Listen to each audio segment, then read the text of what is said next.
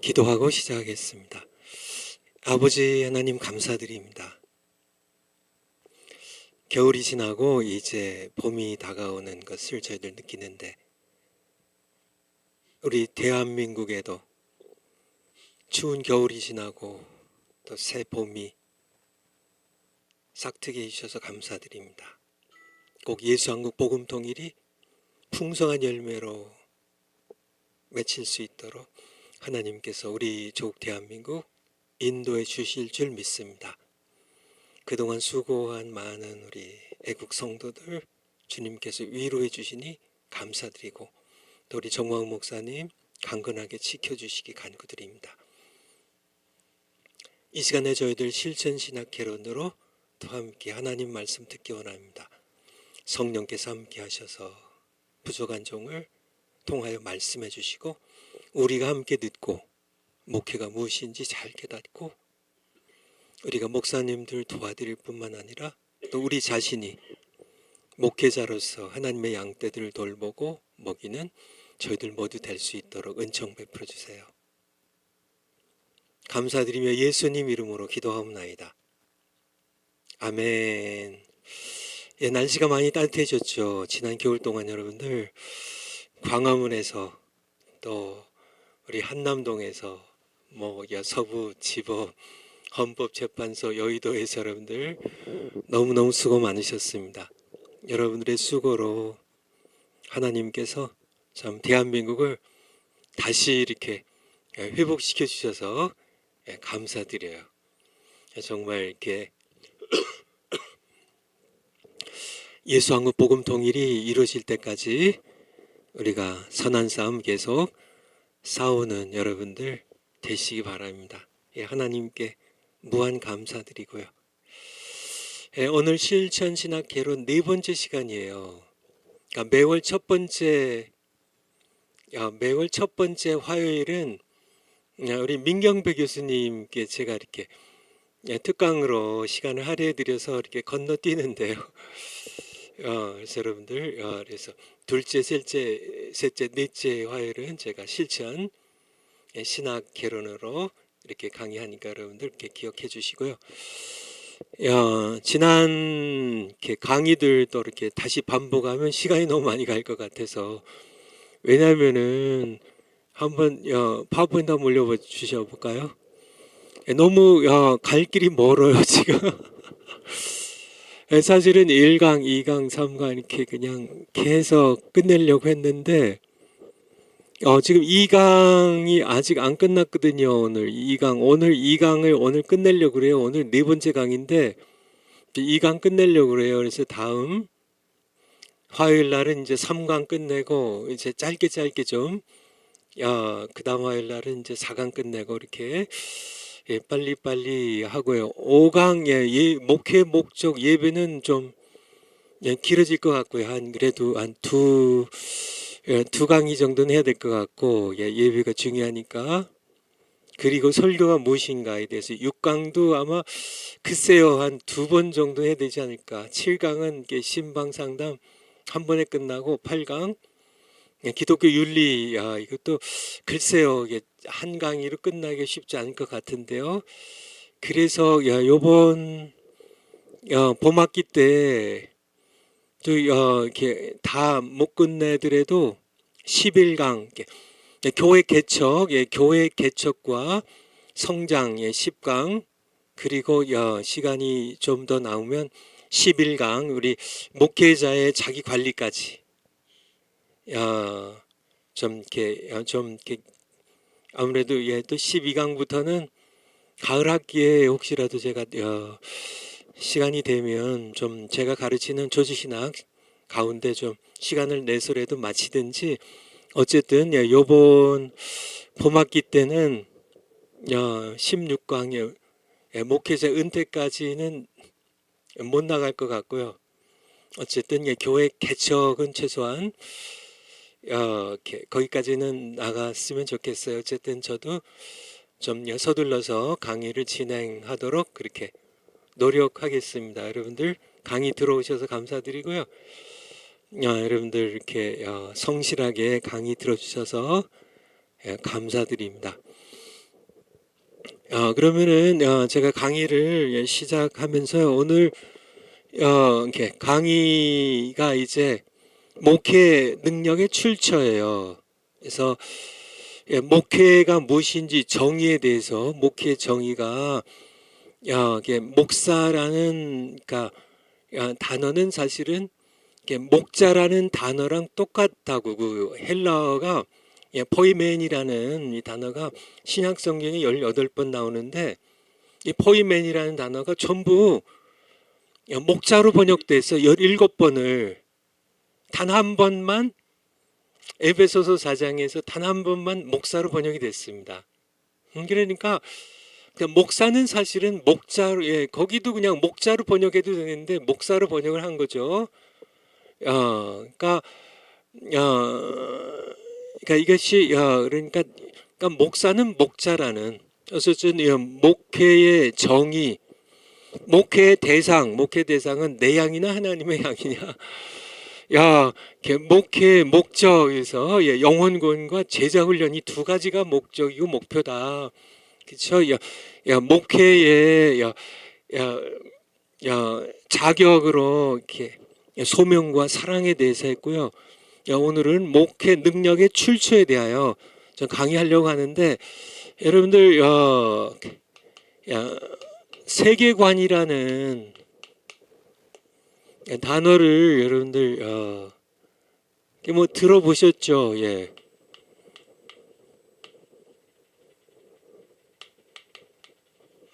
월드뷰라고 이제 하죠. 세상을 바라보는 관점이라는 세계관이죠. 여러분들 이렇게 이제 아침에 이렇게 딱 눈을 뜨고 세상을 바라보면 뭐가 보여요, 여러분 눈에는? 제가 이렇게 이제 부천에서요 이렇게 전철 타고 또 동묘에서 이제 전철을 바꿔 타고 6호선으로 돌고 지역에 내려가지고 이렇게 왔는데 제 눈에 보이는 게 먼저 보이는 게 뭘까요? 제가 가장 중요시하는 그게 먼저 보이겠죠. 여러분의 눈에는 뭐가 보이세요? 세계관이에요, 세계. 그래서 세 가지 부류의 사람들이 있는데요. 물질 중심의 세계관을 가진 사람들이 있어요. 이런 사람들은 눈에 뭐가 보일까요? 물질이 보여요. 멋있는 자동차가 보여요. 사람들의 외모가 보여요. 돈이 보여요. 그러니까 물질이 이 사람들은 세계를 볼 때 이 사람들이 중시하는 것은 물질이라는 거예요. 물질. 그래서 이렇게 정말 이렇게 멋있는 뭐 집이 보이고 아파트 몇 평짜리가 중요하고 그렇죠. 옷이 중요하고 뭐 외모가 중요하고 뭐 이렇게 이런 가진 거 그 집에 돈이 얼마가 있냐가 중요하고 뭐 이런 것이 중요한 물질주의적인 세계관이는 물질 중심의 물질. 두 번째가 인간 중심의 세계관이에요. 사람이 그러니까 사람을 볼 때 그 사람의 입은 옷, 외모, 잘생겼냐, 뭐 그 사람 정말 이렇게 좋은 자동차, 뭐 BMW 몰고 다녀. 그런 게 먼저 보이는 사람은 물질 중심의 세계관이고요. 그 사람이 뭐 BMW를 타든지 벤츠를 타든지 뭐 똥차를 타든지 뭐 차가 없어서 걸어 다니든지 자전거 끌고 다니든지 뭐 그런 건 상관없고 별 상관없고 그 사람을 먼저 보는 가난하든 부하든 잘생겼든 못생겼든 백인이든 흑인이든 아시아 사람이든 상관없이요. 그 사람의 인격을 보는 그래서 사람을 존중하는 그런 세계관을 가진 사람은 인간 중심적 세계관입니다. 세상 사람들은 다 둘 중에 하나죠. 사실 물질 중심의 세계관을 가진 사람이 거의 대부분이고요. 90%가 물질 중심이죠, 거의. 인간 중심의 세계관을 가진 사람이 9%로 한다면은 1%는 뭘까요? 여기 뭐가 있을까요? 여기가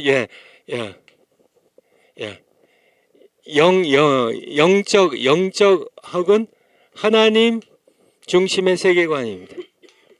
영적 세계관. 이 사람들은요, 세상을 볼 때 돌고 지역에서 이제 거기에 다니는 자동차들, 버스들, 사람들, 뭐 건물들, 뭐 이렇게 다 이렇게 볼 때 영적 세계관을 가진 하나님 중심적 세계관을 가진 사람들은 그 사람이 뭐 이렇게 돈이 얼마냐, 뭐 키가 얼마나 크고 얼마나 잘생겼냐, 못생겼냐, 입은 옷이 이게 싸구려 옷을 입었냐, 뭐 이렇게 뭐 이렇게 귀금속 이렇게 보석을 치장을 했냐, 뭐 이렇게 자동차를 뭐 이렇게 똥차 타고 다니냐, 자전거 끌고 다니냐, 아니면 뭐 이렇게 벤츠 타고 다니냐, 그런 거를 보지 않고요. 하나님 중심의 사람들, 영적 세계관을 가진 사람은요, 그렇게 그런 걸 본 사람은 물질 중심의 세계관이고요. 그리고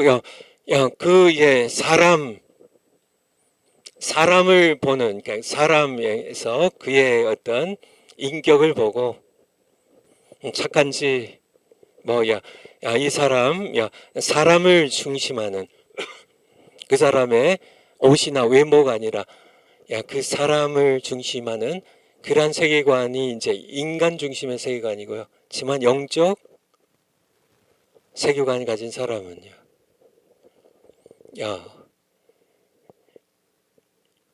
하나님 중심으로요. 그 사람의 영혼을 보고요. 그 사람의 영혼을 보고 아무리 물질적으로 부유해도 또 인간적으로 인격이 훌륭해도요. 그 사람이 아직 예수님 안 믿으면 지옥 갈 불쌍한 영혼이에요. 그래서 근데 이걸 왜 지금 말씀드리냐면 이게 그대로 목회에도 적용이 된다는 얘기예요. 많은 목사님들이 물질 중심,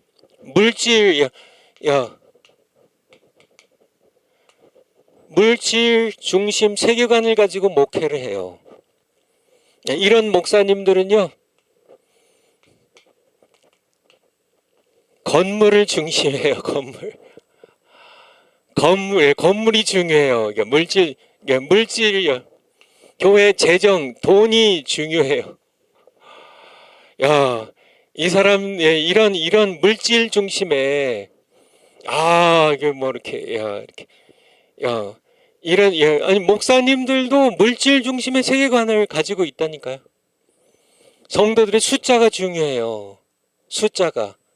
이게 물질적 개념이죠. 성도님의 영혼을 사랑하는 게 아니라 성도님들 머리 숫자를 세는 거를 물질 중심의 세계관이죠. 건물을 화려하게 하고 크게 하고 이게 왜 목회 성공인 줄 알죠. 물질 중심의 세계관이죠. 목사님들 가운데 두 번째는 목회를 인간 중심의 세계관으로 해요.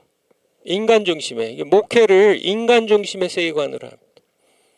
그래서 이분들의 가장 중요한 건 인간관계가 중요해요. 인간관계. 목회를 아주 인격적으로 합니다. 목회를 아주 인격적으로 해요. 아주 예의도 잘 갖추고 또 인격적으로 모자람이 없게. 근데 하나님께서 마음에 들어 하실까요? 그건 아니죠. 영적 세계관을 가지고 목회하는 목사님들의 숫자는 글쎄요, 뭐 1, 2% 정도 될까요?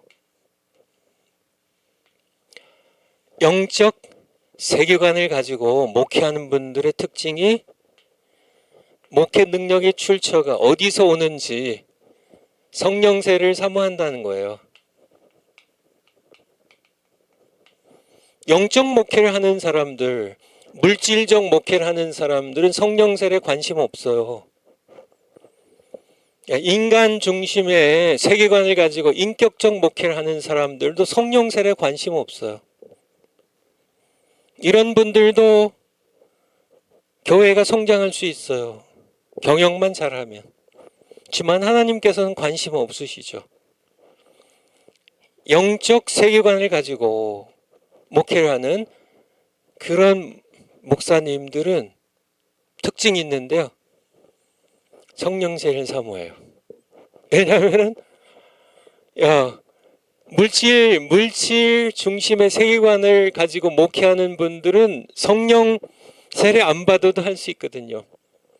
인격적 목회를 하는 사람들도 성령 세례 안 받아도 되거든요. 뭐 점잖게 설교하고요. 점잖게 아주 이렇게 잘 정성껏 잘 다듬고 준비해가지고 지성적으로 문학적으로 아주 논리적으로 잘 설교를 다듬어가지고 인격적으로 설교하면 성도님들은 그러니까 영적으로 성령세를 받지 못한 성도님들은 구별 못하거든요. 저기 영적으로 보면 사실은 영적으로 보면은 그러니까 지성적인 설교가 사실은 영적으로는 쓰레기거든요. 아주 교묘하게 그렇지만은 지성적인 크리스천들은요. 뭐 이게 공부도 많이 하고 뭐 인격적인 걸 좋아하는 좀 그런 그런 문학적이고 좀 논리적이고 이런 걸 좋아하는 그런 성도들은 좋아하거든요. 인간적 세계관을 가지고 인격적 목회하는 목사님들 진짜 점잖으시죠. 인격적으로 이렇게 아주 흠잡을 거 없고 그냥 따르는 분들이 또 많죠. 그렇지만은 사실은 하나님과는 사실은 상관이 없다는 얘기예요. 영적 세계관을 가지고 목회를 하는 분들의 특징은 성령세를 사모해요. 왜냐하면 성령의 본능이 아니면 이렇게 죽은 영혼을 살려내고요.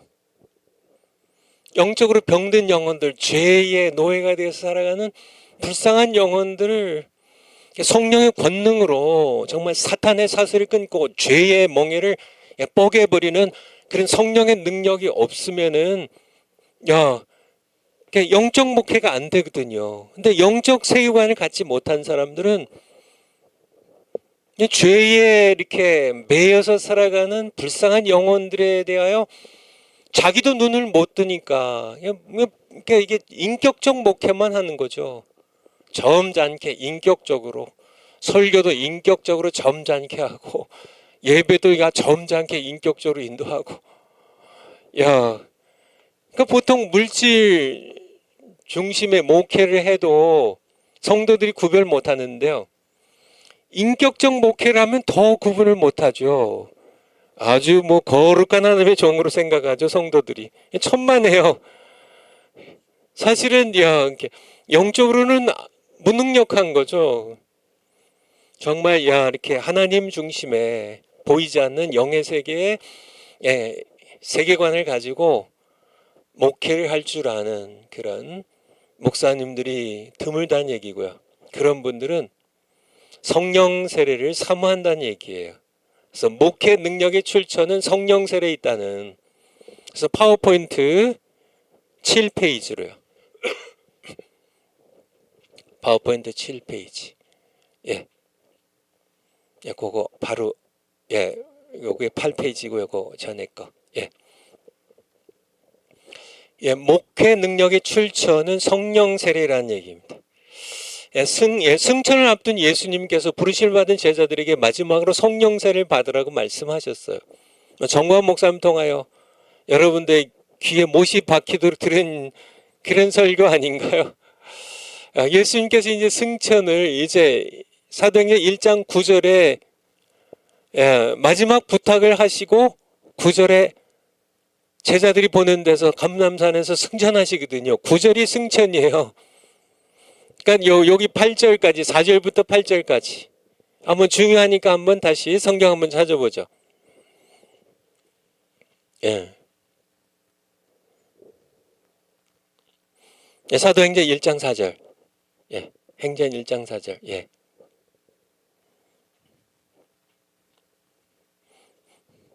이제 예수님 부활하셨어요. 그래서 제자들에게 이제 마지막 40일 동안 가르치실 때 사도와 같이 모이사 저에게 분부하여라사대 예루살렘을 떠나지 말고 내게 들은 바 아버지의 약속하신 것을 기다리라. 쉽게 얘기하면 이제 제자들이 야 이제 글쎄요 그 예수님 대학교라고 할까요? 아니면 나사렛 대학교라고 할까요? 이제 예수님 대학교를 이제 예수님 신학교를 이제 3년 반 공부하고 이제 졸업할 때예요, 졸업. 이제 예수님이 이제 다 공부시키고 이제 하늘나라 구름 타고 가시면 돼요. 이제 졸업식에 예수님께서 야, 한 가지를 말씀하세요. 너희 이제 졸업했다고 바로 목회하러 떠나지 말라고. 예루살렘 떠나지 말라고. 내게 들은 바 아버지의 약속하신 것을 기다리라고요. 아버지의 약속하신 것이 뭐예요? 5절에 성령 세례죠. 5절에 세례 요한은 물로 세례를 베풀었으나 너희는 몇 날이 못되어. 세례 요한이 그랬잖아요. 나는 너에게 물로 세례를 베풀지만은 내 뒤에 오신 이는 불과 성령으로 세례를 베풀 거라고. 이제 성령의 불로요. 불로 이제 사도행전 2장 1절부터 이제 성령이 불로서 임하시잖아요. 거룩한 불이죠. 너희가 몇 날이 못되어 이제 성령으로 세례를 받으리라. 그렇게 말씀하셨습니다. 그러니까 오늘날도 우리 신학교들 마찬가지고요. 청교도 신학원 여러분들도 마찬가지고요. 여러분들이 이제 6월달 되면 이제 5기 종강하고 그리고 이제 졸업 예배를 드릴 텐데 뭐 공부 1년 하고 2년 하고 3년 했다고 여러분들 이제 나 다 공부했어요. 이제 나 이제 전도사 되고 이제 목사 되고 내가 이제 목회 시작하겠습니다. 예수님께서 사실 그렇게 하지 말라는 얘기예요. 예루살렘 떠나지 말라고, 사역지로 가지 말라고, 목회 시작하지 말라고. 아버지의 약속하신 것을 기다리라고요. 아버지 약속하신 게 뭐예요? 성령으로 세례를 주시리라는 겁니다. 성령 세례, 그러니까 제가 성령으로 해서 여러 번 말씀드리고 우리 정광 목사님 늘 정광 목사님 설교하듯이 성령으로 중생하는 것, 성령으로 중생하는 것. 요한복음 3장의 니고데모의 대화에서 성령으로 거듭나지 아니하면 하나님 나라를 볼 수 없고 하나님 나라에 들어갈 수 없다는 성령으로 거듭나는 이 중생 구원 얻는 것과 이제 중생한 다음에 거듭나서 구원받은 다음에 성령 세례를 받는 것은 전혀 다른 겁니다. 또 이중 이렇게 축복 이중 은총 이런 식으로 해가지고 또 성령 세례 받아야 돼요. 그냥 내가 중생하고 회개하고 중생하고 물 세례 받을 때 성령 세례 동시에 받는 거 아니에요? 제가 배웠던 이 총신, 켈빈, 웨스트민스터 다 전부 그렇게 가르치는데요. 성경 그렇게 말씀하고 있지 않다는 거예요. 우리 정광 목사님이 그걸 꿰뚫어 보신 거죠. 본인이 실제로 경험한 거니까. 물 세례와 성령 세례는 별개입니다. 중생하고 물 세례 받은 분들 또 성령 세례 받아야 돼요. 성령 세례를 받아야 돼. 성령 세례를 받아야 하는 이유가 뭘까요? 8절에요. 8절에.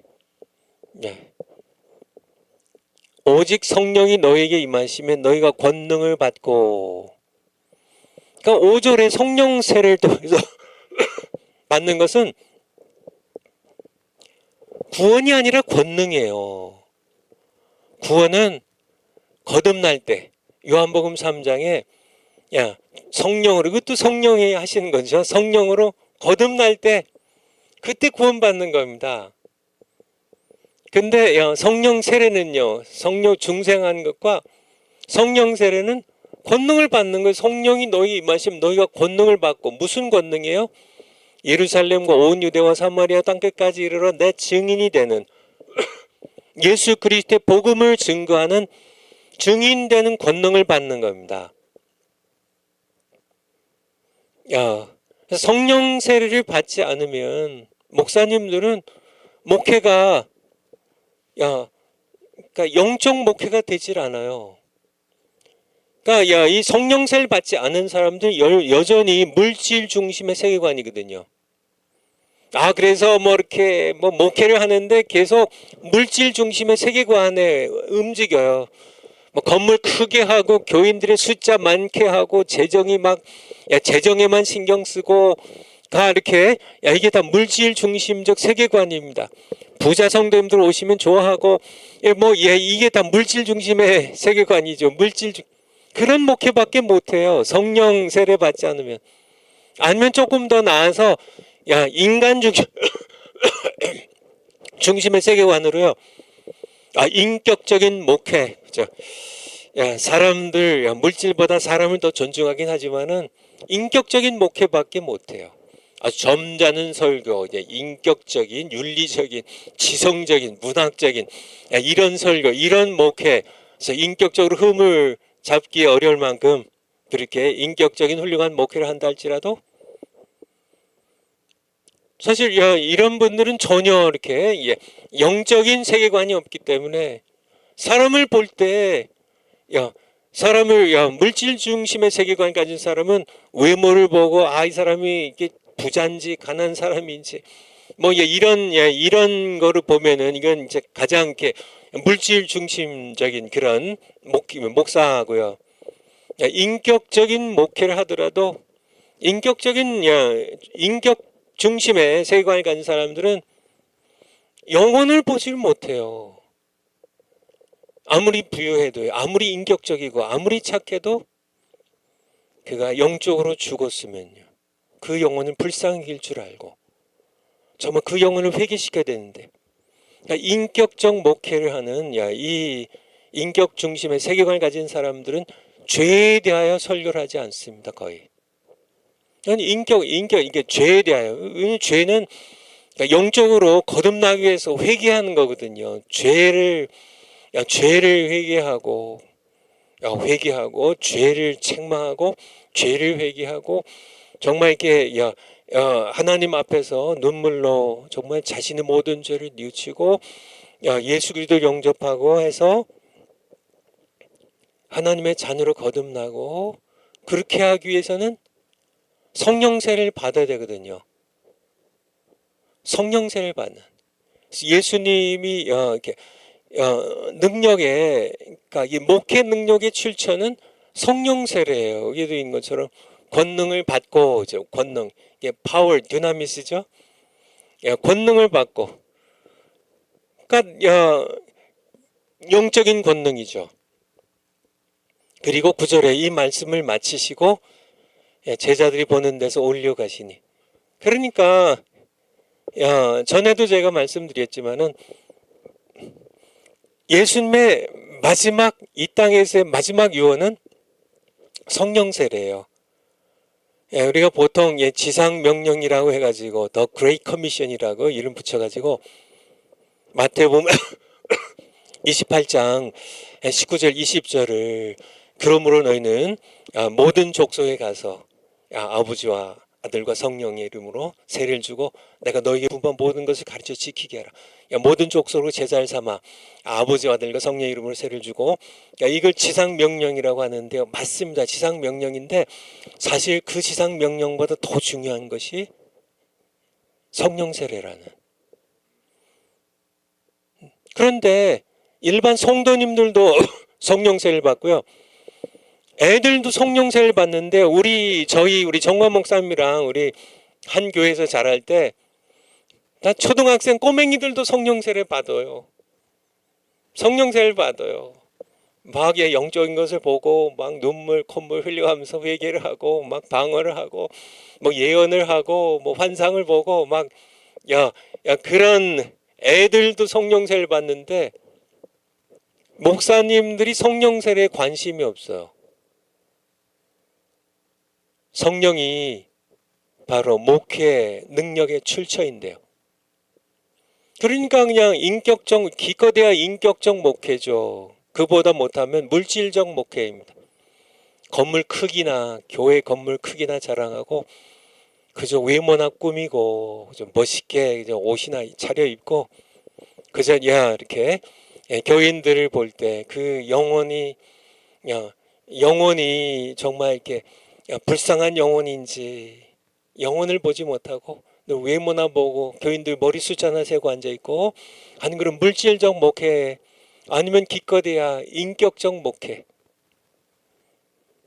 근데 정말 영적 세계관을 가지고 좀 목회를 해야 되는데 그런 분들은 바로 성령 세례에 관심이 있다는 얘기예요. 성령 세례를 사모한다는 얘기입니다. 파워포인트를 한번 가보죠. 그러니까 목회 권능이 오직 성령 하나님으로부터 나오기 때문이에요. 예수님께서 예루살렘 떠나지 말라고 아버지 약속하신 것을 기다리라고 너희가 몇 날이 못되어 성령 세례를 받는데 성령 세례를 받으면 너희가 권능을 받을 것이라고. 이 권능입니다. 권능. 이 권능을 받아야죠. 권능을 받아야죠. 바로 성령 세례를 정말 요번에 5기로 공부하신 분들 또 1기, 2기, 3기 또 1기도 들어오셨네요. 1기, 2기, 3기, 4기 정말 5기 여러분들 모두 목회에 부르심을 받았으면 성령 세례 받지 않으면 목회 시작하면 안 돼요. 성령 세례를 받아야죠. 성령 세례를 받아야죠. 예수님 말씀하셨잖아요. 예루살렘 떠나지 말라고. 아직 목회하지 말라고.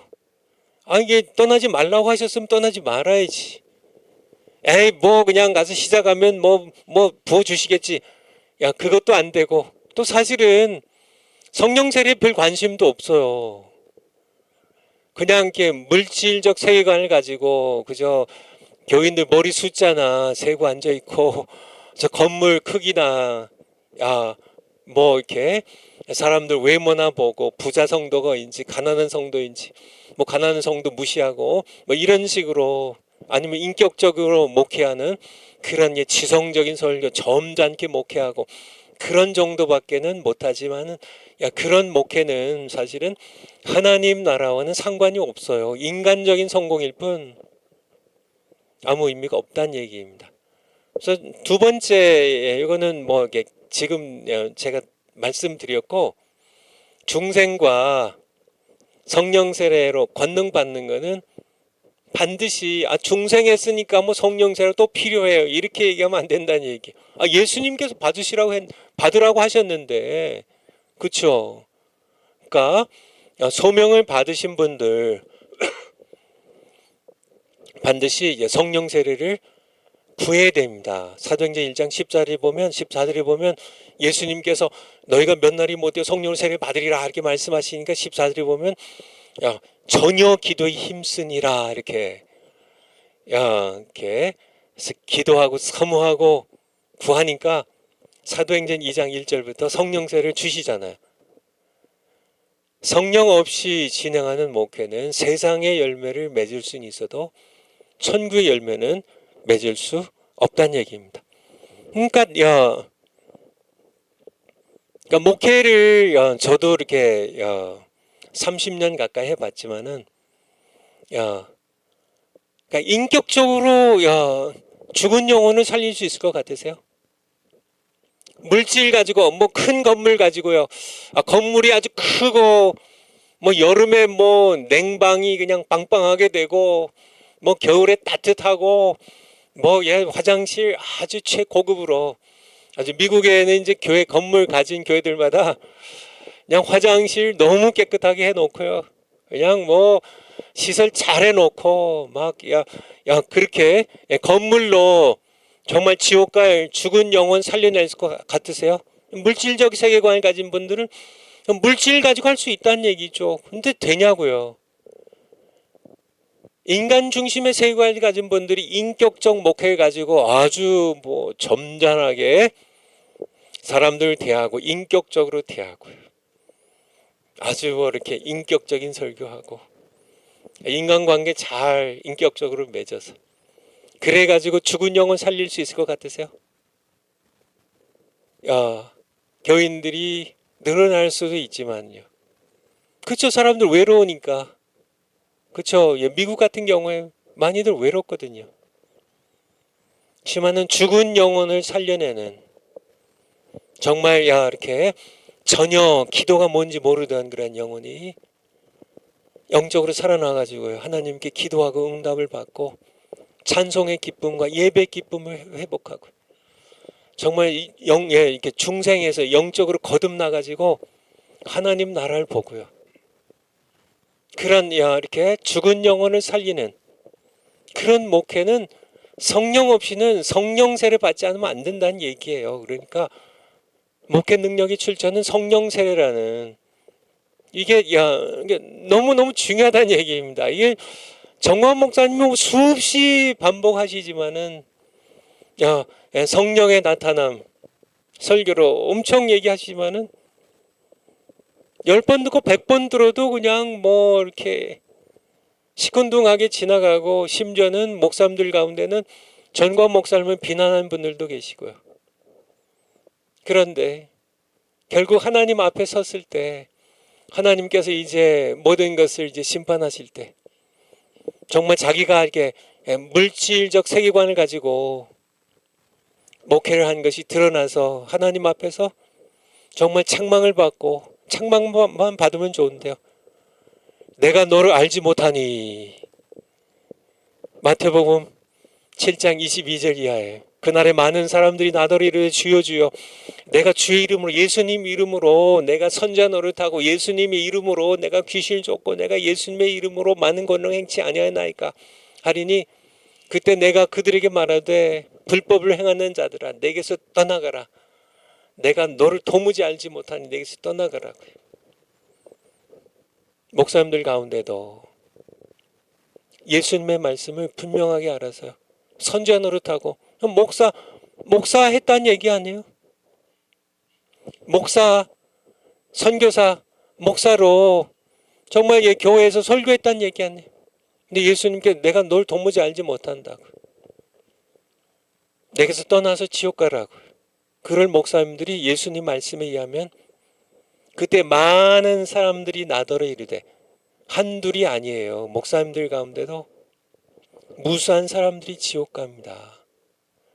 예수님 말씀이에요. 제 얘기가 아니라.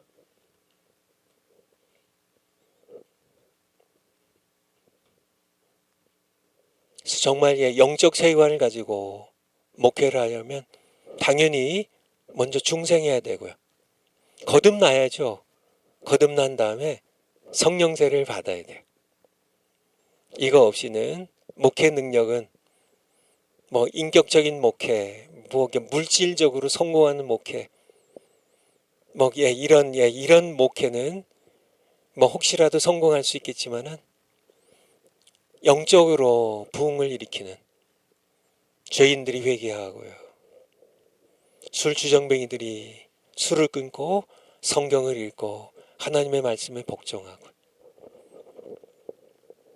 죽은 영혼들이 거듭나는 그런 영적인 목회는 천국의 열매는 맺을 수 없다는 얘기입니다. 여러분들 제가 뭐 이렇게 사실 이렇게 강의 진행이 좀 늦어진 이유가 많은 걸 이렇게 배울 필요가 없다는 생각이 제 머릿속에 있어서 그래요. 많이 공부해서 뭐 하시겠어요? 제가 강의하는 것 가운데 하나라도 여러분들이 가슴에 딱 새기고 하나님께 정말 붙들고 매어 달려서 성령 세례 받으면 또 성령 세례 받은 분 정말 성령의 이 세례로 완전히 내가 이렇게 완전히 뒤집어지도록요. 정광 목사님의 이 어린 시절부터요 10대 소년의 정관 목사님은 이 성령 세례와 성령의 권능을 받는데 목숨 건 그런 그러니까 제가 어렸을 때요. 우리 같이 자란 우리 친구들도 다들 이렇게 성령 세례를 사모하고 저도 뭐 성령 세례를 엄청 사모하고 뭐 그렇게 했지만은 정관 목사님하고는 비교가 안 돼요. 정관 목사님은 정말 이렇게 글쎄요. 하나님만 정확히 아시겠지만은 100년에 한 명 나올까 말까 하는 그렇게 영적인 것을 사모했어요. 그냥 학교 공부가 다 때려치고 그냥 뭐 김춘기 목사님, 뭐 조영기 목사님, 뭐 예채복규 목사님, 뭐 여러 그 목사님들 부흥 집회마다 그냥 이렇게 가서 은혜 받고 말씀 듣고 성령의 권능을 구하고 정말 그랬던 우리 정관 목사님 그렇게 쓰시잖아요. 여러분들도 이렇게 목회 능력은 성령 세례에서 온다는 예수님 말씀하셨잖아요. 오직 성령이 너희에게 임하시면 너희가 뭘 받고요? 권능, 능력, 목회 능력을 받고 비로소 내 증인이 될 수 있다고. 복음을 전하면 막 사람들이 회개하고요. 눈물을 흘리고요. 그런 역사가 일어난다고 그렇게 예수님께서 직접 말씀하셨습니다. 파워포인트 다음 거예요. 목회 주체. 누가 목회를 주도하냐는 얘기입니다. 제가 책을 갖고 왔는데요. 여러분들 대부분 이렇게 요번에 부교재로 보조교재로 쓰는 이 책입니다.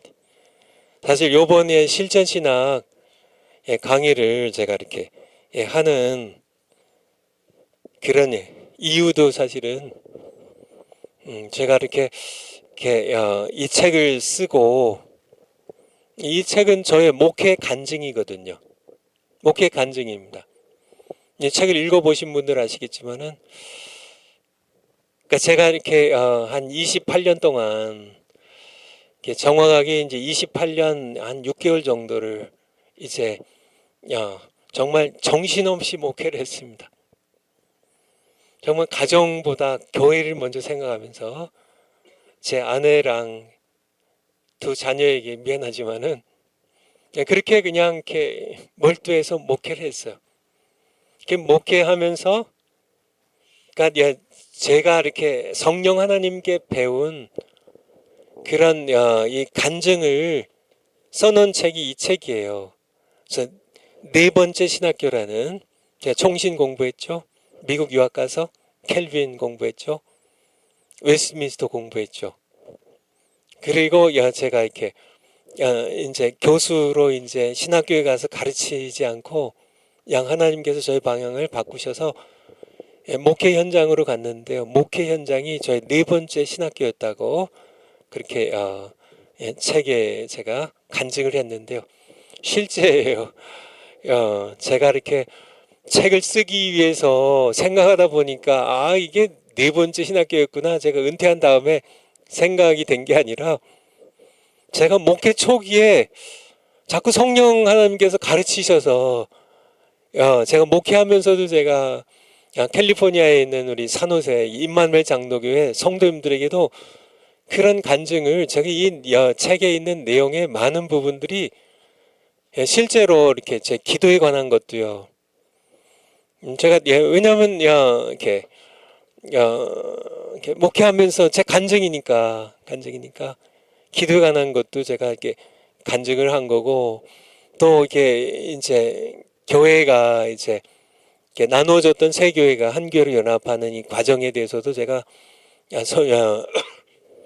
설교 때도 하고 이렇게 성도들하고 개인적으로 만났을 때도 많이 간증한 내용들이에요. 간증한 내용들. 그래서 그 과정에서 제가 실수했던 것들, 제가 이렇게 나눈다고 했다가 엎질러진 물 그냥 이렇게 그치만은 그냥 하나님께 복종했던 것들, 뭐 이렇게 그냥 책을 제가 가지고 있던 그런 책들 정말 이렇게 보물처럼 여기던 이게 신학 원서들 이런 책들 우간다의 캄팔라에 있는 우간다의 이렇게 리폼드 테올로지컬 세미나리죠. 이게 개혁 신학교에 제가 이렇게 30여 박스를 이렇게 보냈던 것 이런 것들 제가 목회하면서 현장에서 다 간증을 했던 내용들이에요. 그것들 정리해가지고 제가 이렇게 책으로 이렇게 냈는데요. 제가 이렇게 네 번째 신학교 성령 신학교에 입학해가지고 처음 배운 게 바로 목회 주체가 누구냐예요. 이 책에도 이제 첫 과목은 목회는 네가 하는 것이 아니고 내가 하는 것이라고 그렇게 제가 이렇게 1992년 3월 23일인가 그래요. 제 기억하기에 그때 이제 웨스트민스터 신학교에서 제가 이제 PhD 조직 신학으로 PhD 과정을 마치고 이제 논문을 쓰는 이제 준비하는 이제 과정에서 제가 이제 목회 프랙티컬 트레이닝이라고 해요. 목회 현장 실습을 신청해 가지고 학교에 허락을 받아 가지고 이제 산호세로 이제 캘리포니아로 떠날 때 아침에 제가 섬기던 교회에 가서 아침에 기도하고 짐 다 보낼 거 보내고 차에 다 싣고 세 식구가 제 큰아들 이제 싣고 둘째 아들은 이제 산호세에서 태어났거든요. 이제 싣고 세 식구가 이제 교회에 가서 기도하고 이제 출발할 때 그때 어떤 기도를 드렸냐면 사실이니까요. 제가 공부만 했지 목회 준비는 전혀 안 됐습니다. 그러니까 하나님께서 저 목회를 많이 도와주세요. 제가 열심히 하겠습니다. 그렇게 기도하고 제가 출발했는데요. 그리고 이제 일주일 만에 차를 몰고 대륙을 횡단해가지고 캘리포니아주 산호세에 도착했는데 목회하면서 몇 달도 되지 않아서 성령께서 저에게 말씀하셨어요. 네가 지금 하고 있는 목회는 목회가 아니다. 네가 필라델피아에서 떠날 때 기도한 게 잘못된 기도야. 그렇게 하나님께서 성령으로 저에게 말씀하셨죠. 그때 제가 금세 깨달았습니다. 저도 이렇게 뭐 쉬운 게 하나님 말씀 쉽게 이해가 되니까 제가 하나님께 제가 목회할 때 많이 도와주세요 이렇게 기도했는데 하나님께서는 목회는 그러니까 네가 목회할 때 내가 널 돕는 게 목회가 아니라고 하나님 그렇게 말씀하신 거예요. 내가 목회를 주도하고 네가 날 돕는 게 목회다. 이것이 제가 처음 목회를 하면서 배운 내용입니다. 그러니까 많은 목사님들이 사실 본인들이 목회를 하죠. 본인들이 주도해서 목회를 합니다. 본인들이 목회를 해요. 그리고 가끔 이제 어려운 일이 생길 때마다 하나님께 도와달라고 기도하죠. 근데 하나님께서는 그건 목회가 아니라고 말씀하셨어요, 저한테. 실제로 목회가 이렇게 세계관 얘기 드렸지만은 제가 앞서서요. 물질적 세계관을 가지고 목회하면은 그러니까 자기가 주도하려고 하는 목사님은 세계관이 두 가지, 둘 중에 하나예요. 물질 중심의 세계관을 가지고 교인 머릿수, 뭐 건물의 크기, 뭐 사람들의 외모, 뭐 지식, 재정, 뭐 이런 돈, 뭐 이런 것들의 중심적인 세계관을 가진 분들이 다 자기가 주도하는 거거든요. 그리고 인격적인 목회를 하는 분들도 다 자신들이 주도하거든요. 뭐 인격적으로 하는 거는 인간이 할 수 있잖아요, 인간이. 그렇지만은 영적 목회를 하는 사람들은 우리가 할 수가 없는데 어떻게 해? 그렇죠?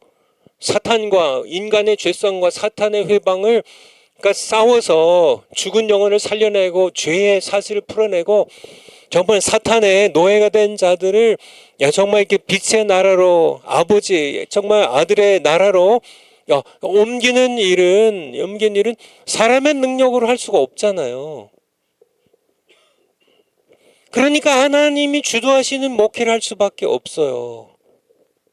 하나님이 주도하셔야 사탄의 회방을 이기고 내 안에 깊이 박혀있는 이 인간의 죄성이 이제 이 게으름 조금 잘 되면 인간 교만해지고 위선적이 되어가고 정말 여러 가지 죄의 유혹에 쉽게 넘어지고 하는 내 안에 있는 이 죄성과 내가 싸워서 이길 수가 없잖아요. 거기다가 사탄이 회방을 하고 정말 죄의 이 세상의 죄의 여러 세력들이 나를 가로막는데 내가 어떻게 영혼 구원을 하고 제자 양육을 해요? 인간의 힘으로 안 된다는 얘기예요. 그러니까 하나님께서 저에게 가르치신 거죠. 목회는 네가 하면은 결국 인격적인 목회나 물질 중심의 목회밖에 못하니까 내가 할 때 네가 나를 돕는 사실 하나님께서 도움이 필요하셔서 나에게 도우라고 하신 게 아니라 하나님께서 나에게 이렇게 내가 할 수 있는 일들은 하나님이 전부 다 하실 수 있지만요. 저에게 이렇게 띄어서 요거는 네가 한번 해라. 그렇게 맡기시는 그것도 벅찬데요. 그러니까 그렇게 여기 파워포인트에 있는 것처럼 영혼 구원과 제자 양육을 인간의 힘과 노력으로 할 수 있을까요? 아니란 얘기예요. 영혼 구원이요? 아까도 얘기한 것처럼 인간이 할 수 있을까요? 인간 중심의 세계관 가지고 물질로 할 수 있을까요? 인격적인 힘으로 할 수 있을까요? 영혼 구원이요? 아니에요. 천만에요.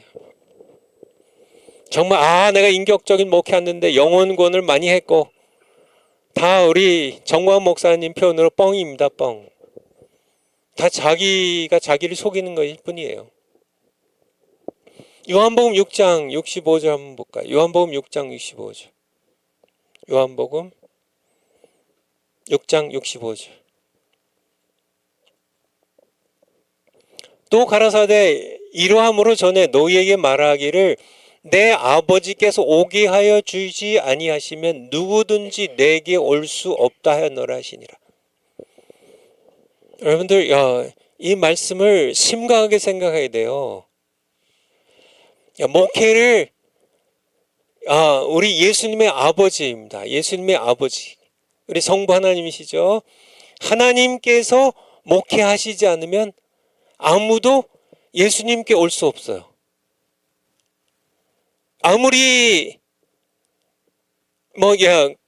건물이 교회 건물이 서울의 강남의 어떤 서초동의 어느 교회처럼 엄청난 그러한 화려하고 정말 멋있는 건물이라 할지라도요.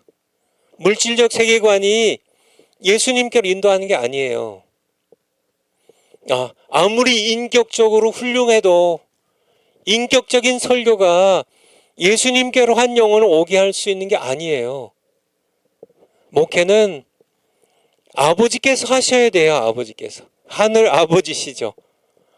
그러니까 하나님께서 목회를 하셔야 한 영혼이라도 예수님께 올 수 있다는 얘기죠.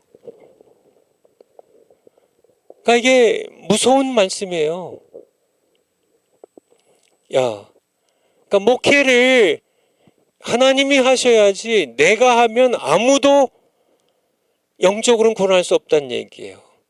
교회는 오게 할 수 있지만은 예수님께로 오게 할 수는 없어요. 누구든지 내게 올 수 없다 하였노라. 이 정말 무서운 말씀이죠. 엄청난 말씀입니다. 사도행전 2장 47절입니다.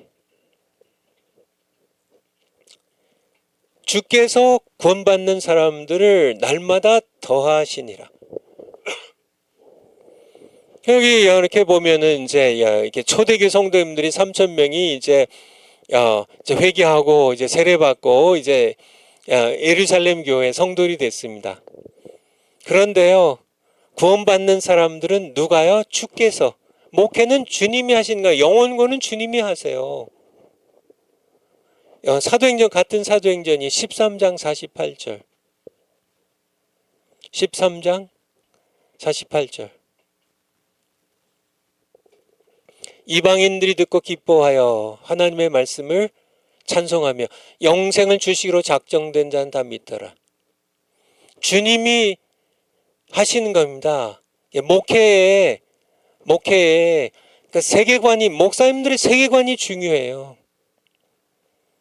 이렇게 사람들, 성도들, 교인들 머릿수나 따지고 앉아 있고, 그저 부자 성도님들이 누구인지 파악이나 하고 있고, 그래서 건물이나 크게 해가지고 그저 그냥 물질적인 세계관을 가지고 있는 그런 교인들이나 끌어모으려고 하고, 그저 시설 좋게 하고, 그저 이렇게 이런 세상적인 그런 가치관을 가진 그런 성도들이나 끌어모으려고 하는 그런 분의 목회, 그런 목사님들이나 아니면 인격적으로 이렇게 외모나 이렇게 건물, 물질적인 거는 크게 중시 안 해도 인격적인 거로 다 그게 전부인 양 착각하며 인격적인 설교입니다. 지성적이고 이런 게 그런 인간 관계로 목회 성공하려고 하는 그런 목사님들은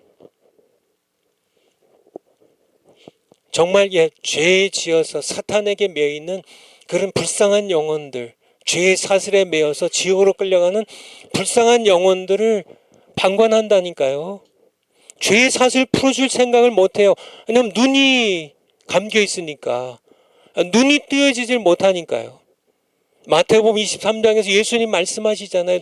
너희가 한 교인 하나를 얻기 위하여 천하를 두루 다니다가 하나를 얻으면 배나 지옥 자식이 되게 한다고요.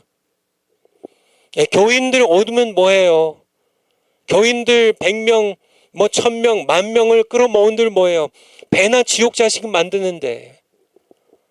예수님 책망하시잖아요. 뱀들아, 독사 새끼들아, 너희가 지옥 판결을 피하려고 생각하냐고요. 너희가 천국 문을 막아서서 너희도 들어가지 않고 남들도 못 들어가게 하는도다. 전부 마태복음 23장에서 예수님께서 서기관과 바리새인들, 서기관 뭐예요? 성경학자들이에요. 목사들이에요. 그 당시에 바리새인들입니다. 목사들이에요.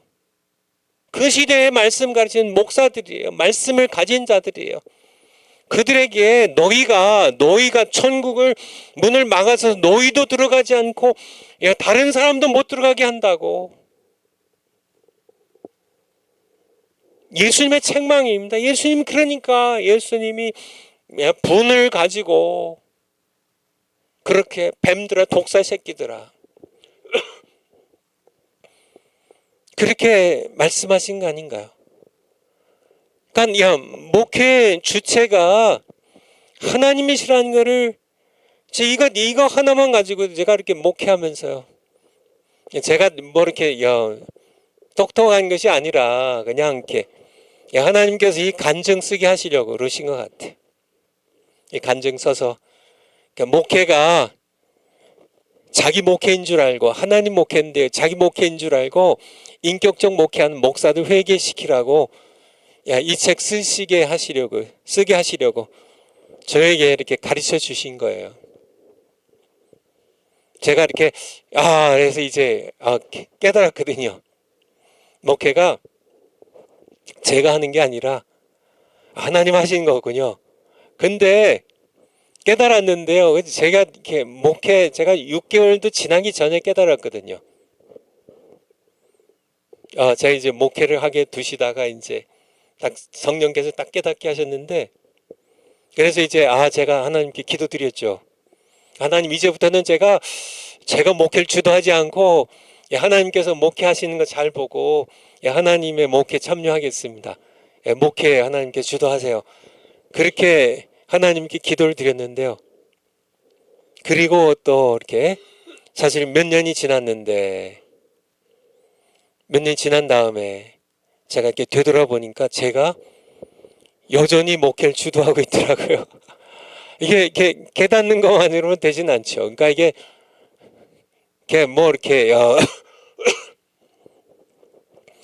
정호환 목사님은 이렇게 딱 성령께서 한번 말씀하시면 그냥 딱 그냥 고쳐가지고 하시는 그런 성격 같은데, 저는 또 이게 고무줄, 제가 고무줄 얘기했나요? 책에서. 고무줄 이렇게 탁 늘렸다가 탁 놓으면 다시 제자리로 돌아가는 것처럼 다시 제가 목회하고 있는 거죠. 또 시간이 지나다 보면. 어쨌든요, 제가 정말 이게 하나님의 은혜로 저를 이렇게 계속 인내로 다듬어 주셔서 결국 제가 하나님께 목회 주도권을 넘겨드렸을 때 순식간에 바뀐 게 있습니다. 교회에 대한 걱정이 다 없어졌어요. 하나님 목회잖아요. 내 목회가 아니라. 그러니까 교회가 뭐 무슨 일이 일어나도 뭐 하나님, 뭐 내 목회가 아니고 하나님 목회인데. 있잖아요. 뭐 내 교회 아니라 하나님 교회, 뭐 망해도 하나님 교회 망하는 거고, 뭐 망해도 이게 내 목회가 아니라 하나님 목회 망하는 거니까. 야, 정말 이게 그렇게 하나님 목회를 딱 인정하니까 교회에 대한 모든 근심 걱정이 없어졌어요. 그리고 근데 제가 열심히 목회를 했죠. 왜냐면 우리 아버지 목회니까 아버지 교회니까 정말 열심히 했습니다. 제가 처음에 제가 목회가 뭔지 몰랐을 때도 열심히 했지만은 내 목회가 아니라 하나님 목회라는 걸 깨달았을 때 더 열심히 했죠. 그쵸? 내 목회면은 뭐 내가 뭐 이렇게 또 열심히 해야 되지만은 내 목회니까. 근데 하나님 목회라는 걸 깨달으니까 정말 제가 그쵸, 열심히 해드렸죠. 열심히 해드렸죠. 대신 근심 걱정은 다 없어졌어요. 그러니까 이게 제가 이렇게 목회하면서 이게 제 간증이 여기 다 적었으니까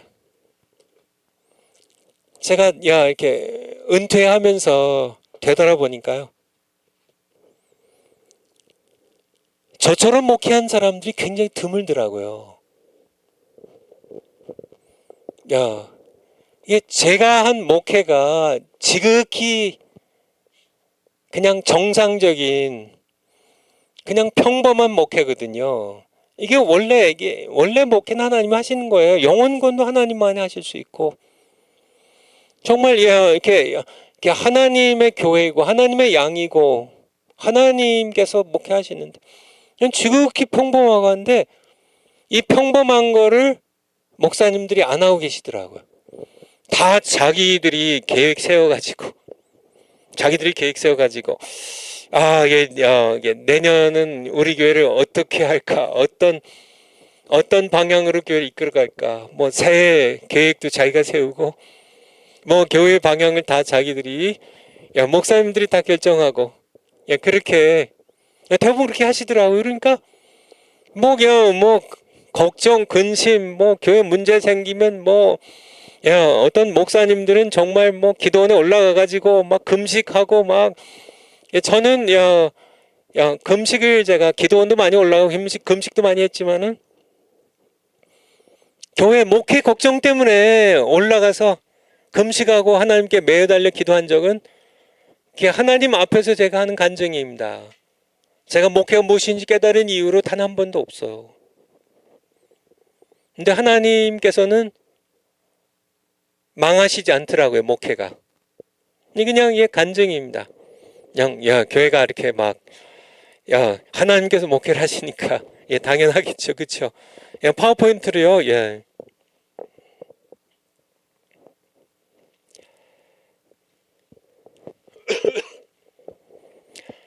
그러니까 이게 목회는 하나님이 하셔야 된다는 거예요. 인간의 내 죄성과 사탄의 회방을, 죄의 사슬을 내가 끊을 수 없는데 내가 죄의 사슬에 매여 있으면서 어떻게 내가 주도해서 목회를 해요? 목사님들 여러분들은 여러분 스스로 죄의 사슬을 끊을 수 있어요? 사탄의 회방을 여러분의 힘으로 이길 수 있냐고요? 그럴 수 없다면 목회 주도권을 하나님께 넘기고, 그렇죠. 하나님께서 목회하시고 하나님의 돕는 목회를 하시라는 얘기예요. 근데 그런 목사님들이 너무나 드물다는 얘기죠. 하나님께서는 나를 부르셔서 그의 양떼를 세 번째입니다. 맡기시면 양을 그냥 내 양떼 맡기니까 네가 알아서 해. 포기가 아니란 얘기예요. 위임이에요. 맡기고 떠나신 것이 아니라 나와 함께 그리고 나를 통해 그의 목회를 계속하기 원하시는 것이. 이게 그러니까 하나님께서는 양들을 맡기실 때 예수님 마찬가지죠. 아버지나 성자 하나님이나 우리에게 그의 양떼를 맡길 때는 그냥 포기가 아니에요. 난 이제 상관 안 할 테니까 너희가 알아서 해. 그것이 아니고요. 위임이에요. 그렇지만은 나와 함께 그리고 나를 통해. 왜냐하면 그것을 통해 우리가 이렇게 자라가거든요. 제가 하나님께 이렇게 하나님께 목회 주도권을 넘기고 하나님의 목회 참여했을 때 제가 이렇게 목회자로서 목사로서 자라갔거든요. 성도들과 함께. 그래서 결론으로요. 네 번째, 내가 주도하지 말고 하나님께서 주도하실 때 복종하라는 얘기예요. 목회는 복종이다. 목회는 복종이에요. 제가 해보니까 목회는 복종이에요. 하나님께서 목회가 무엇인지를 내게 가르쳐 주셨습니다. 제 책 23페이지에서 39페이지까지. 파워포인트 다음 거요. 마지막으로 목회 방법인데요. 목회 방법. 그럼 목회 어떻게 하냐? 제 간증입니다. 저에게 주신 말씀인데요. 예수님의 음성을 듣고 예수님을 따르라는 겁니다. 목회 방법. 목회 방법은 아주 단순합니다. 목회가 뭐 복잡한, 그쵸? 목회, 성도들과의 관계, 장로님들 관계, 재직 훈련, 재직회 어떻게 인도하고, 설교 어떻게 해야 되고, 신방, 상담, 온갖 것들, 수없이 많죠. 그쵸? 이것들 두루두루 다 세미나 가서 공부해야 되고, 이게, 근데 아니에요. 그냥 딱 하나입니다. 목회요? 예수님 음성 듣고 예수님 따르면 돼요. 상담이요? 예수님 음성 듣고 예수님 따라가면 돼요. 행정이요? 예수님 음성 듣고 예수님 따라가면 돼요. 교회 개척이요? 예수님 음성 듣고 예수님 따라가면 됩니다. 뭐든지요. 재직회요? 예수님 음성 듣고 예수님 따라가면 돼요. 목회 모든 게 설교, 신방, 상담, 뭐든지요. 영혼 구원, 제자 훈련, 뭐든지 전부 다 목회 방법은 단순해요. 그냥 나눠놓고 보면은 예수님을 생각하지 않고 나눠놓고 보면 한없이 복잡하지만은 이건 어떻게 하고 저건 또 어떻게 하고 또 내년에는 어떻게 하고 내년에 뭐 어떻게 해요? 내년은 또 내년에 예수님 음성 듣고 따라가면 되고. 제가 이게 그냥 이게 학문적으로 얘기하는 게 아니고요.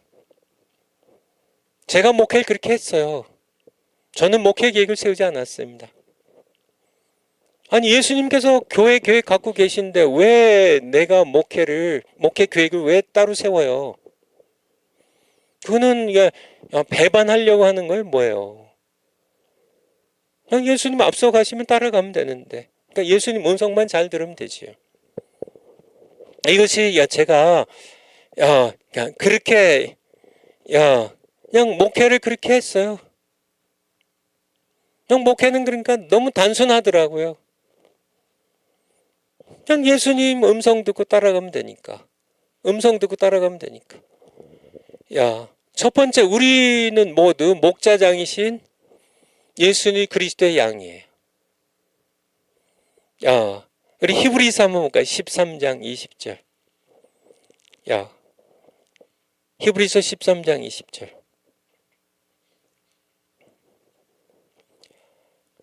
양의 큰 목자이신 우리 주 예수를 그러니까 예수님이 목자신데요.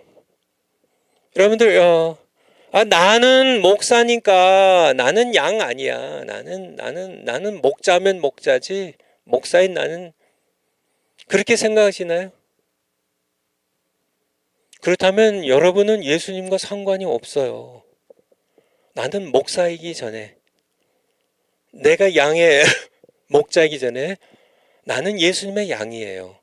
예수님의 음성을 듣고 예수님을 따라가야 하는, 이것이 제가 목회를 하면서 늘 제 마음 가운데 가졌던 그런 저의 목회의 자세였습니다. 나는 예수님께, 내가 성도들에게 내가 목사이고 성도들에게 내가 목자인지 모르지만은 예수님께는 나는 예수님의 양이야. 예수님의 음성을 들어야 살 수 있어. 예수님을 따라가야 돼. 내가 목사인데, 내가 양들의 목자인데, 그래가지고 내가 예수님의 양이라는 신분을 망각해버리면 그 목사님과 그를 따른 양들은 다 함께 망한다는 사실을, 내가 예수님의 양이라는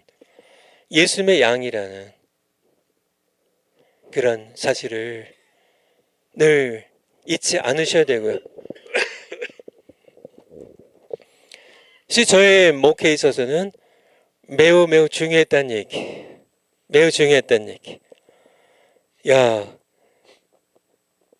내가 이렇게, 예수님의 양이라는 사실이, 다윗을 보면요, 시편 23편 1절에 보면 여호와는 나의 목자시니 내게 부족함이 없으리로다. 사실 다윗은 왕이었죠. 다윗은 왕이었는데, 또 목동 시절에는 이제 양을 키우는 목자였죠. 여러분 다 아는 사실이죠.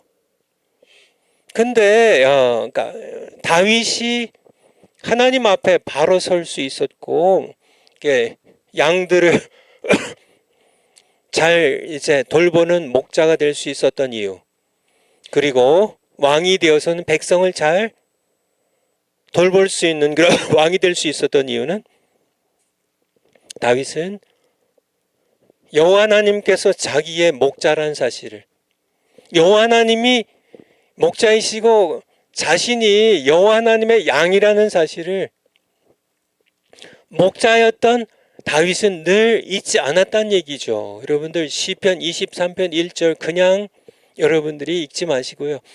여호와는 나의 목자시니 내게 부족함이 없으리라. 여호와는 나의 목자시니, 그때의 다윗은 자기도 목자예요. 자기가 왕이에요. 그렇지만은 자기도 하나님께는 양이라는 사실을, 여호와는 나의 목자시니 내게 양인 나에게 부족함이 없다고.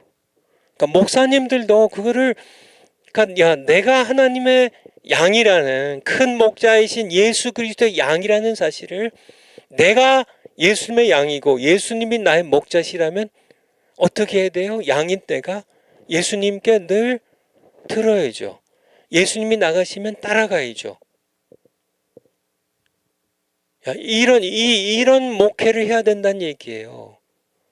목회 방법은, 내가 이제 나를 따르는 이제 양들이 있어요. 내가 이제 목사로 부르심을 받았어요. 목사로 부르심 받았어요. 목자죠. 보이맨 목사예요. 그래서 나에게 양들을 100명의 양을 맡겨주셨어요. 그래서 이제 내가 목사인데 100명을 이끌고, 목사가 자기 계획대로요. 예수님은 동으로 가시는데 서로 가요. 예수님은 산으로 가시는데 바다로 가요. 자기가 이런 목회, 이런 목회를 자기가 주도하는 거죠. 이런 목회를 하는 사람들이 부지기수란 얘기예요. 예수님이 가시는, 내가 예수님의 양이 되어서 내게 맡겨주신 이 100명의 양떼들을 이끌고, 내가 예수님의 이 양들에게는 내가 목사지만은 예수님께 양이 되어서 예수님의 음성을 듣고 예수님을 따라가면, 예수님께서 남으로 가시면은 내가 양들 100명의 양들을 이끌고 남으로 가고요. 예수님께서 해변으로 가시면은 내가 이 100명 양을 이끌고 야, 예수님을 따라 해변으로 가야지. 야, 그러니까 야, 바로 내가 비록 목사고 내가 양들의 목자지만은 예수님께 내가 양이 되어야만 양들을 바로 이끌 수 있다는, 이거를 그러니까 명심해야 된다는 얘기예요. 그렇지 않으면은 망해요. 저는 망합니다. 나도 망하고요. 나를 따르는 양들도 망해요. 양들도 망해. 그러니까 예수님을 따라가야 돼요. 그러니까 요한복음 10장 27절 뭐죠? 요한복음 10장 27절. 야, 제 책에 이제 책의 맨 마지막 페이지에 맨 끝에 나와 있는 성경 구절인데요. 내 양은 내 음성을 들으며. 예수님의 양이 아니면 예수님의 음성을 듣지 않습니다. 여기 26절에 나오잖아요. 너희가 내 양이 아니므로 내 음성을 듣지 않고 나를 믿지 아니하는도다. 예수님의 양이 아니면, 목사님들 가운데도 예수님의 음성을 듣지 않는 분들은 예수님의 양이 아니에요. 그러면 거짓 선지자죠. 가짜 목사입니다.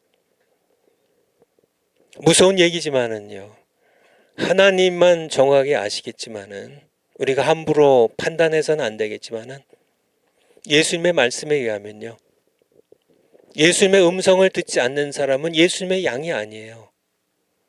왜냐하면 예수님 말씀하시잖아요. 내 양은 내 음성을 듣는다고.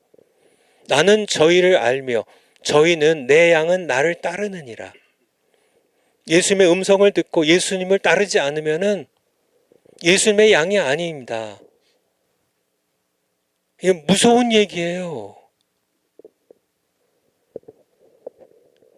목사님들, 예수님의 음성 들으시나요? 예수님 음성 어떻게 들어요? 예수님의 음성이 뭔지도 모르는 목사님들이 부지기수 아닌가요? 들어본 적이 없으니까. 정말 예수님의 음성이 어떤 음성인지, 많은 소리들이 있죠. 내 속에서 뭐 사탄의 음성도 있고요. 정말 내 심령의 소리도 있고요. 내가 만들어낸 소리도 있고 예수님의 음성도 있는데요. 정말 예수님이 그의 양인 나에게 하시는 말씀을 구별하여 들을 수 있는 그런 양들이 예수님의 양이에요. 목사님들은, 성도들도 예수님의 음성을 듣는 성도들이 많이 계시거든요.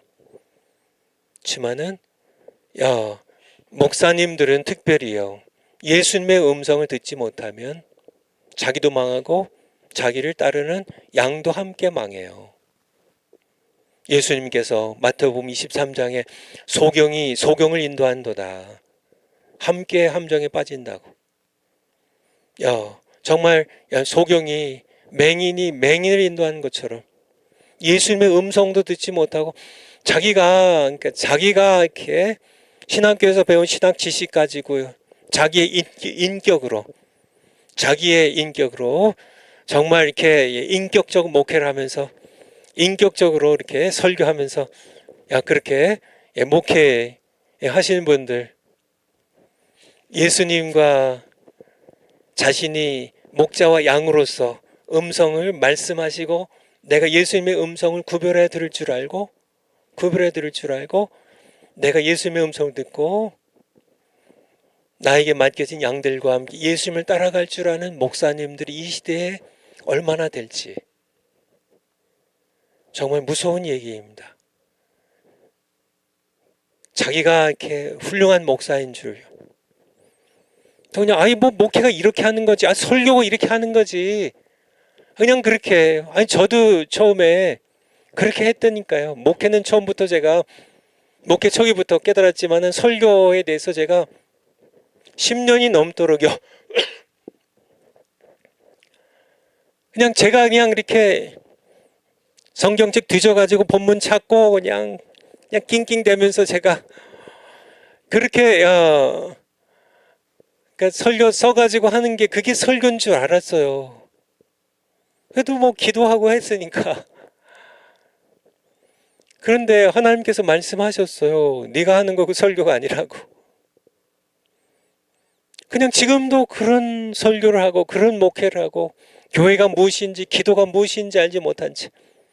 그러니까 기도도 잘 안 하죠, 그런 분들은. 그렇죠. 기도 저도 그랬거든요. 한 10년 넘게 그냥 기도의 자리에 계속 앉히시니까 저 간증 그냥 솔직하게 그대로 다 적은 겁니다. 제가 어려서부터 정말 기도하는 어머님 밑에서 자랐거든요. 홀어머니 밑에서. 정말 저에게 그러니까 그냥 예수님 믿는 것 외에 다른 선택의 여지는 없었습니다. 그렇게 자랐음에도 불구하고요. 저는 기도가 뭔지 몰랐어요. 기도의 즐거움을 못 누렸어요. 그냥 의무와 책임으로 그냥 했지. 기도의 자리에 앉히시니까 그냥 그렇게 그냥 꾸역꾸역 기도를 그냥 어거지로 했죠. 오늘날 그냥 기도가 뭔지도 모르고 그냥 기도하도 그냥 이렇게 그래도 하나님께서 그냥 억지로 기도의 자리에 앉히셔서 기도하다 보면은 기도를 깨닫는데 그런 은혜도 없어가지고 그냥 기도도 하지 않으면서 목회하는 설교가 뭔지도 모르면서 설교하고 정말 심각하죠. 교회가 뭔지도 모르고 교회를 섬기느냐. 그러니까 뭐 신앙생활이 뭔지도 모르고요. 저희가 그냥 성령께서 저에게 딱 가르쳐 주신 겁니다. 신앙생활은 복종이에요. 그러니까 정말 신앙생활을 설명할 때 복종이라는 단어를 빼면은 신앙생활이 설명이 되지 않습니다. 그냥 신앙생활은 100% 그냥 복종이에요. 성경을 보니까 그대로더라고요. 그냥 성경이 창세기부터 요한계시록까지 신앙생활은 그냥 복종이에요. 그냥 성경 구절구절마다 수없이 많이 나오죠. 제가 성경을 늘 이렇게 통독을 하거든요. 그러니까 날마다 성경을 그러니까 안 읽고 지나가는 날은 진짜 하나도 없죠. 늘 성경 읽는 걸 시작해가지고 성경을 이렇게 이게 벌써 수없이요. 그냥 어려서부터 지금까지 그러니까 6, 70년 동안 성경을 끊임없이 통독하고 있는데요. 제가 성경을 읽으면 읽을수록 신앙생활은 복종이구나. 목회도 복종이구나. 근데 신앙생활이 뭔지도 모르고요. 목회가 뭔지도 모르고요. 정말 큰 문제죠. 그러니까 예수님 말씀하시잖아요. 요한복음 10장 27절에 내 양은 내 음성을 들으며 목사님들 가운데 성도님들도 맞습니다. 여러분들이 정말 예수님의 양이라면 예수님의 음성을 들어야 돼요. 그래야 예수님 따라가지요. 예수님의 음성도 듣지 않고 예수님 따라갈 수 있어요. 특별히 목사님들은요. 예수님의 음성을 들어야 그래도요. 예수님의 음성을 못 듣는 양들이 100명의 양이 있는데 이 양들이 예수님의 음성을 못 들어도 목사인 내가 예수님의 음성을 듣고 나가면 양들이 나 때문에 같이 사는데요. 근데 내가 예수님의 음성이 뭔지도 모르고 예수님을 따라가지 못하면 나도 망하고 나를 따르는 양떼도 다 망한다는 얘기예요. 이게 목회가 무서운 겁니다. 목회는요. 아무나 하는 게 아니라고요. 목회자는 심판도 더 크게 받아요. 성경적입니다. 더 큰, 우리 야고보서에 나오잖아요. 선생된 우리가 더 큰 심판을 받는다고. 아무나 선생 되려고 하지 말라고. 성경 말씀 가르치는 목사 되려고 하지 말라고. 더 큰 심판 받으니까. 그렇죠. 책임이 크니까. 더 큰 걸 맡겼으니까. 나를 따르는 양들이 함께 지옥 간다면 내가 함께 지옥 가서 얼마나 그들의 원망에 영원히 시달려야 될까요? 정말 땅을 치며 통곡해도요. 그렇죠. 나 하나 지옥 가는 것도 정말 내가 이렇게 정말 성경 말씀 잘 배워가지고 내가 지옥 가는 것도 그렇지만은 나를 따르는 양들이 다 함께 지옥 가면요. 그건 얼마나 더 큰 고통이 따르겠어요. 오늘날 신학교들이 우리 정관 목사님 얘기하시잖아요. 정말 이렇게 이 종교 개혁이 다시 일어나야 된다고 신학교들이 다시 개혁돼야 됩니다. 이대로는 안 돼요. 정말 교회가 너무 세속화됐어요. 목사님들이 너무 세속화됐어요. 너무 타성에 젖어 있고 정말 이렇게 살아있는 게 아니라 다 썩은 고목나무처럼 그렇게 정말 생명을 느낄 수 없는 예수 그리스도의 그 심장이 펄떡펄떡 뛰는 이 생명이 초대교회에 성령을 부어주실 이 생명의 능력들이 일어나야 되는데요. 이제는 다 세속화됐어요. 세상에 조롱받는 세상이 교회를 비웃고 손가락질하는 것, 세상이 정말 이렇게 못돼서 그런 것도 있지만요. 교회도 회개해야 됩니다. 교회도 목사님들이 정말 그러니까 너무 위선자가 되어버리고요. 그냥 겉모습과 속이 달라요. 목사님들이 돈이나 밝히고 뭐 명예나 밝히고 뭐 총회장 선거에 뭐 10억 20억씩 써가면서 어떤 뭐 자리에 대한 그 욕심이나 갖고 그렇죠. 정말 가난한 그런 성도들 무시하고 돈 있고 권력 있는 그런 성도들에게 아부하고 정말 대한민국이 지금 북한의 2,500만 동포들 불쌍히 여기는 마음도 없고 내가 뭐 그냥 편하게 잘 살다가 뭐 가면 되지 뭐 천국 가는 줄 알고 착각하고 있을지 모르겠지만은 하나님 앞에서 그들이 정말 정말 예수님을 바로 믿고 예수님의 음성을 듣고 예수님을 따랐는지 그렇지 않으면 그들은 가짜 목사였고요. 천국에 들어갈 자격이 없다는 것을 정말 그래서 목회를 제가 해보니까요. 파워포인트로요. 목회가 그러니까 성도님들의 신앙생활도 단순합니다. 어린아이죠. 어린아이. 아기. 뭐 3살짜리 아기라고 쳐봐요. 삶이 단순합니다. 그냥 먹고 자고 싸면 돼요. 그냥 단순하죠. 뭐 요리를 어떻게 뭐 장을 받아가 뭐 두부 요리를 할까 뭐 뭘 요리를 할까 뭐 직장 생활을 어디 가서 해야 될까 어떻게 될까 뭐 무슨 옷을 입을까 뭐 어른들은 복잡한데요.